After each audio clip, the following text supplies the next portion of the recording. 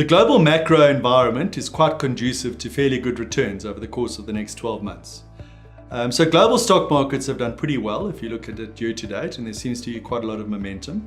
What is of some concern is that there hasn't been a real pullback in markets, and we are exercising some caution because there's no doubt that in the next 6 months there'll be some kind of pullback, but we would see that as a buying opportunity rather than something to be scared of. There's great earnings growth coming through from the market, and some pretty strong momentum and synchronized global growth that we think will kick through over the next 2 or 3 years. Not at a hugely rapid pace, but it's not too slow and not too fast.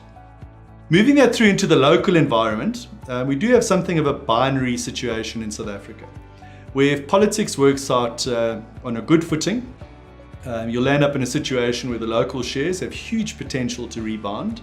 And at the same time, if the local scenario doesn't work out very well in December, you could well see the rand weaken materially. So one does have to have some caution in the market, but be quite nimble, and that's where we think we're quite well placed. We can react quickly. But if you look back to Brazil 3 or 4 years ago, when they had a resolution to their political issues, the market kicked up 60%.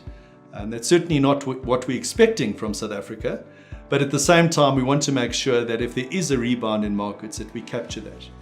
So if you reflect how we're dealing with that in our managed fund, we've got fairly balanced exposure. If the rand does weaken, we're going to benefit quite nicely. And at the same time, we're making sure that if politics has a reasonable outcome in South Africa, that we're able to capture that in terms of equity returns.